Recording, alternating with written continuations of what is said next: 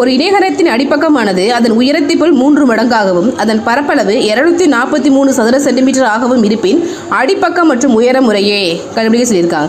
இணைகரம்னா என்னது அப்படின்னா, ஒரு சதுரம் சாஞ்சிருந்துச்சு அப்படின்னா அதை சாய் சதுரம் அப்படின்னு சொல்லுவோம் இல்லையா. ஆனால் ஒரு செவ்வகம் சாஞ்சிருந்துச்சு அப்படின்னா அதை என்ன சொல்லுவாங்க அப்படின்னா இணைகரம் அப்படின்னு சொல்லுவாங்க. ஓகேங்களா. சதுரம் கொஞ்சம் சாய்வாக இருந்துச்சு அப்படின்னா சாய் சதுரம் சொல்லுவோம். அதுவே ஒரு செவ்வகம் இந்த மாதிரி லைட்டாக சாஞ்சிருந்துச்சு அப்படின்னா அது என்ன சொல்லுவாங்க அப்படின்னா இணைகரம்.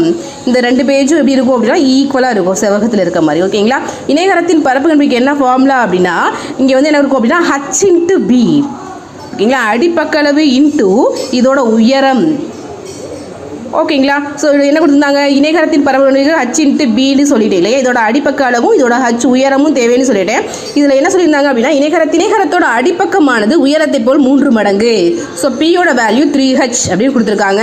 அதோட பரப்பளவு என்ன கொடுத்துருக்காங்க, இணைகரத்தோட பரப்பளவு 243ன்னு கொடுத்துட்டு இந்த பியோட வேல்யூ என்ன, ஹச்சோட வேல்யூ என்ன அப்படின்னு கண்டுபிடிக்க சொல்லியிருக்காங்க. இணைகரத்தின் பரப்பளவுக்கு நம்ம ஃபார்முலா தெரியும், h/b. ஸோ h/b = 243 அப்படின்னா இங்கே பாருங்கள், இந்த பிக்கு பதிலாக போடலாம் 3hன்னு போடலாம் இல்லையா. அப்போ என்ன பண்ண போறீங்க, h இந்த பிக்கு பதிலாக 3hன்னு போட்டிங்க அப்படின்னா 3 × h/h h² ஆகிடும் 243.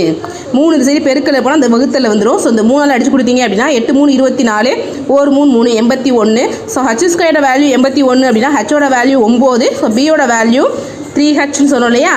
ஸோ 3 9 என்ன கிடைக்கும் அப்படின்னா 27.